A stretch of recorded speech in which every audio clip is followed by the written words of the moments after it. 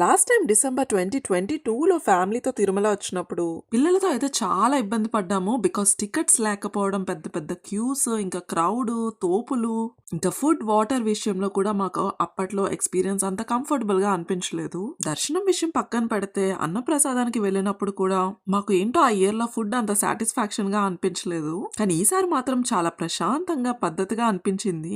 ఇంకా ఎన్ఆర్ఐ కోటలో దర్శనం అయితే చాలా చాలా బాగా అయింది.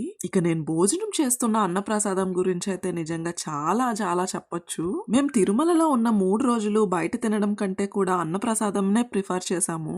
అంత టేస్టీగా, ఇంకా నీట్ గా, చాలా శ్రద్ధగా సర్వ్ చేశారు. నేనైతే దీన్ని అన్నప్రసాదంలా కాకుండా ఆ స్వామివారి ఆశీర్వాదంగా భావించి ఎంత దూరం నుంచి వచ్చామో, ఎంత అలసిపోయామో అన్నదంతా కూడా పక్కన పెట్టేసి వెంకటేశ్వర స్వామి దర్శనం అయ్యాక ఇక్కడ కూర్చొని అన్నప్రసాదం తింటూ ఉంటే మనసుకి ఏదో తెలియని ప్రత్యేకమైన ప్రశాంతత కలిగింది నాకైతే.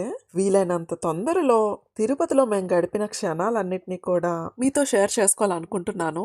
అలా గుడి బయట ప్రశాంతంగా కూర్చొని ఆ గోపురం వైపు చూస్తూ గోవిందా గోవిందా అనే నామస్మరణ వింటూ ఉంటే మనసుకి ఏదో తెలియని ప్రశాంతత. అసలు మళ్ళీ ఆ స్వామివారి పిలుపు ఎప్పుడు వస్తుందో అప్పటి వరకు కూడా ఆ స్వామివారి ఆశీస్సులు మా మీద, మా కుటుంబం మీద, ఇంకా ఈ వీడియో చూస్తున్న ప్రతి ఒక్కరి మీద ఎల్లప్పుడూ ఉండాలని మనస్ఫూర్తిగా కోరుకుంటున్నాను.